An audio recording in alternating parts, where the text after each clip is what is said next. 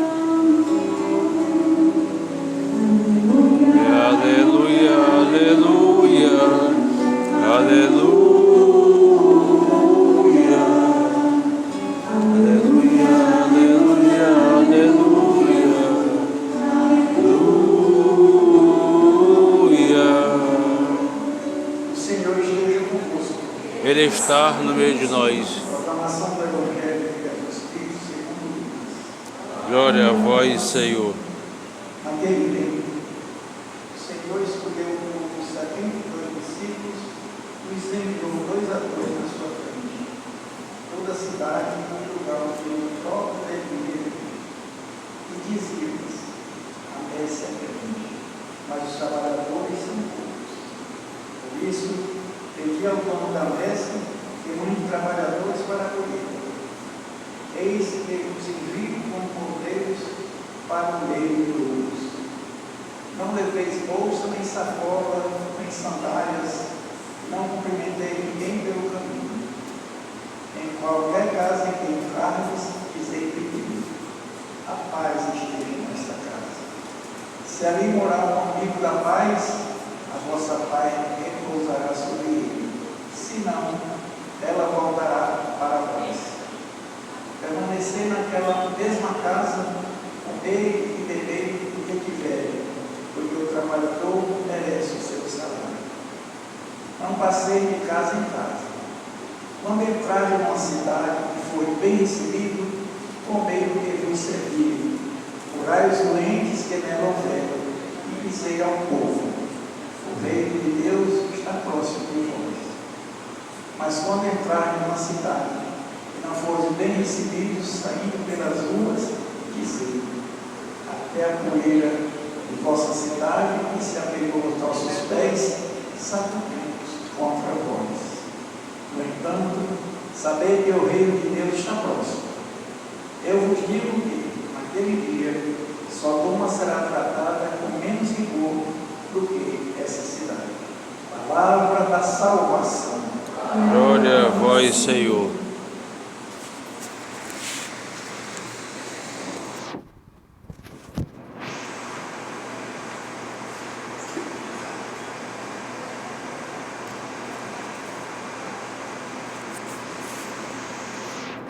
Querido Diácono Meu, queridos irmãos e irmãs, a messe é grande, poucos os operários. Essa é a realidade que nosso Senhor encontrou à sua época e que certamente fomos experimentando ao longo da vida. Obviamente, esse texto é muito utilizado quando toca a figura do padre. Os operários, a messe é grande, os operários são poucos, muitas vezes restringimos a vocação sacerdotal.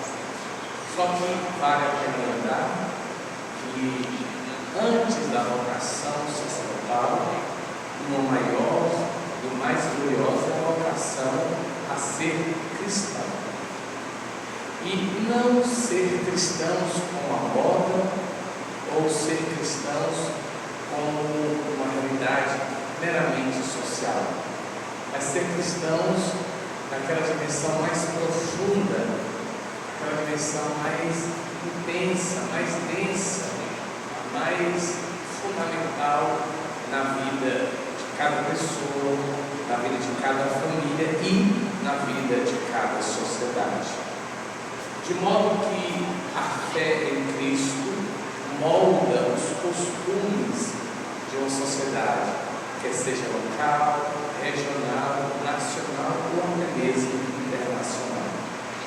Quando vemos, por exemplo, os discursos na Organização Nacional, na Organização das Nações Unidas, quando vemos os discursos frente às posturas do Conselho de Segurança da mesma instituição, nós observamos que os embates trazem consigo elementos, costumes que nos são muito próximos, muito familiares, são costumes cristãos.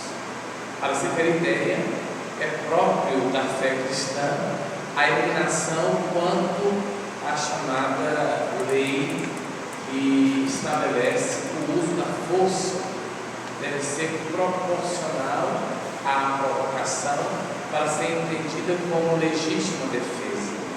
Quem estabeleceu isso foi a Igreja. Ao longo dos tempos, obviamente recebendo muitas heranças, como do próprio Império Romano,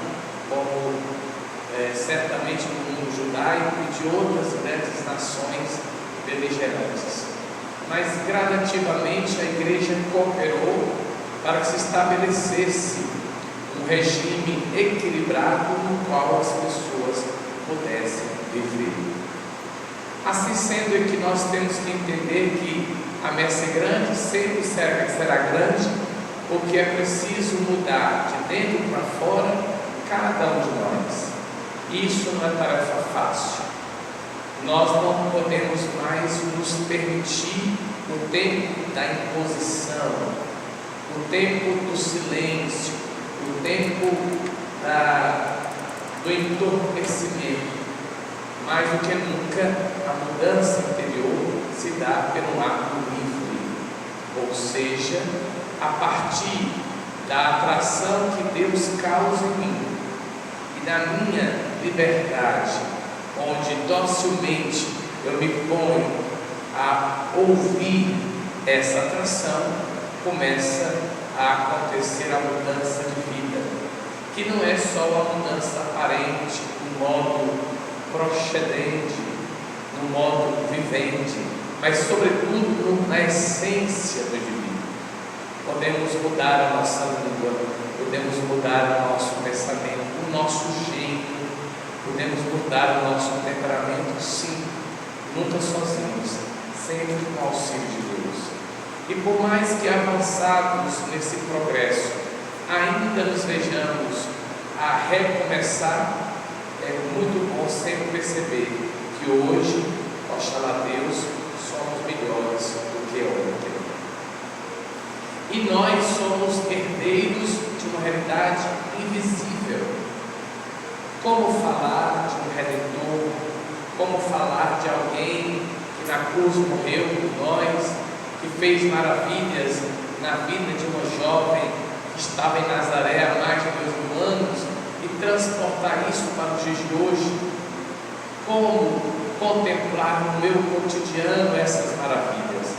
Justamente por essas três virtudes que o próprio Deus nos deu, porque sabia Deus que sem essas virtudes nós não conseguiríamos avançar. A virtude da fé, como diz o autor da carta aos Hebreus, no capítulo 11, no versículo 1, é o modo de ver o que está para além do visível e do sensível, ou seja, nós nos movemos por algo que o mundo não vê com os sentidos, mas que impacta em nossa vida. A esperança, como é bem trabalhado por Paulo na carta aos Romanos e na carta aos Coríntios, esperança que é diferente do otimismo. Muitas vezes somos levados a acreditar que as coisas ficaram boas porque eu estou vendo sinais positivos. Mas o esperançoso é aquele que, mesmo vendo sinais adversos, acredita que tudo poderá ser melhor. Por quê? Porque cremos no Deus do impossível e porque eu docilmente estou colaborando para essa mudança. E o maior e a maior das virtudes, que é o amor, ou caritas, que é aquela realidade que impulsiona a nossa vida. O Papa Bento XVI, na sua primeira carta, enquanto bispo de Roma, enquanto Papa, ele distingue três momentos do mesmo amor.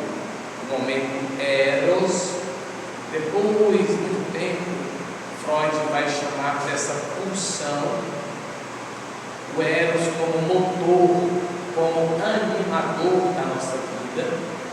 Depois o amor filia, que é essas relações fraternais que temos uns com os outros, e o amor ágape, que é o amor por excelência, o amor capaz de nos fazer dar a vida dos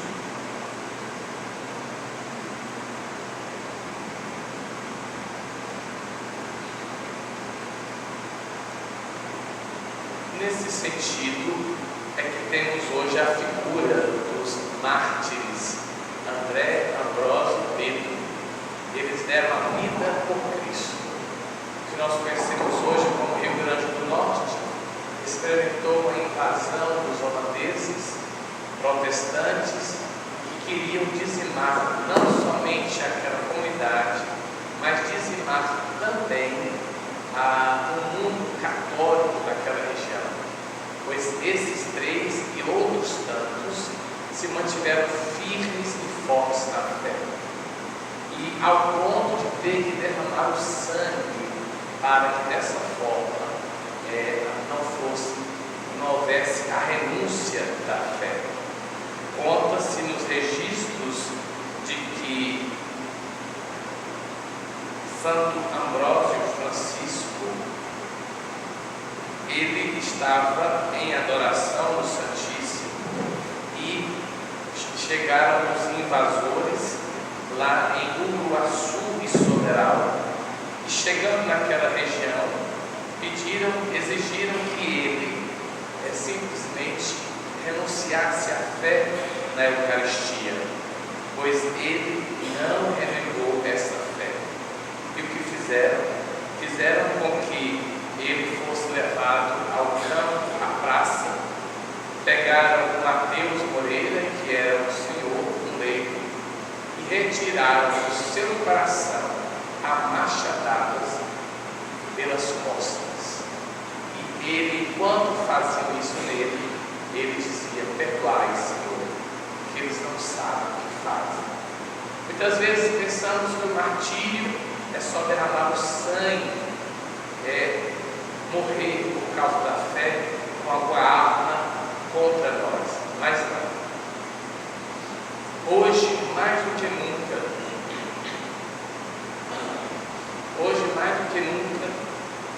a nossa fé está sendo posta à prova. Facilmente nós abandonamos os compromissos paroquiais, facilmente buscamos outros compromissos, facilmente ficamos divididos interiormente, facilmente somos levados por intrigas, por invejas, por fofocas, facilmente ficamos desanimados para as coisas da igreja. Quando se trata das coisas do mundo, resorts, viagens, planejamentos tantos, eu estou sempre a postos. Meus irmãos e irmãs, ainda hoje continuamos com uma messe muito grande, mas poucos são os operários. Vamos rogar ao bom Deus que nós construamos uma comunidade mais fervorosa, mais unida, onde todos se coloquem a serviço dos outros e que todos entendam que somos importantes, não só aquele, não só aquela, mas toda a comunidade.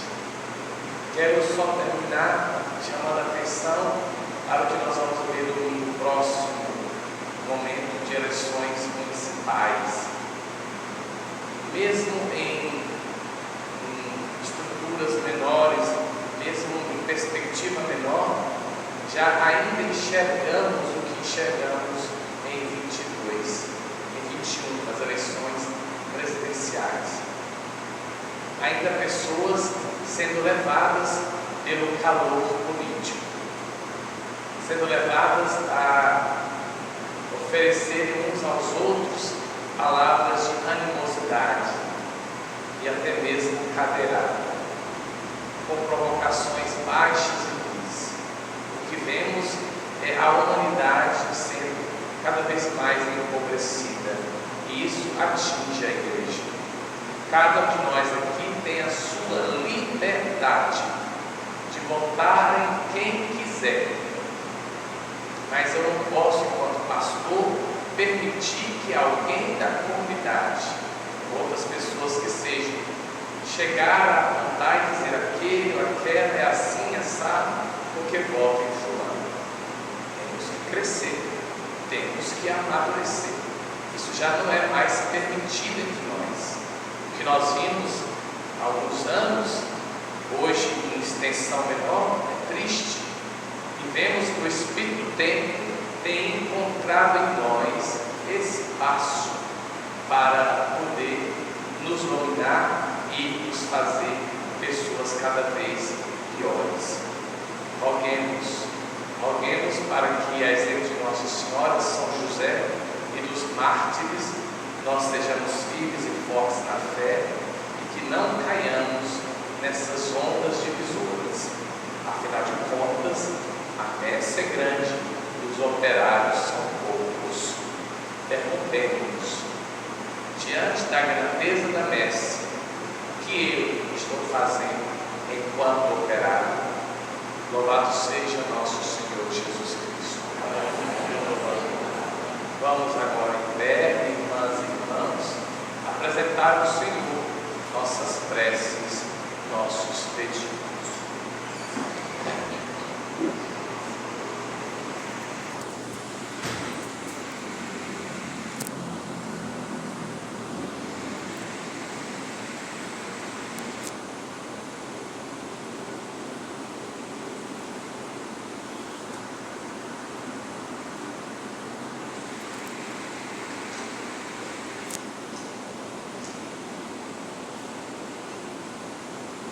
A nossa resposta será: enviai, Senhor, operários para a vossa messe. Enviai-nos, Senhor, operários para a vossa messe.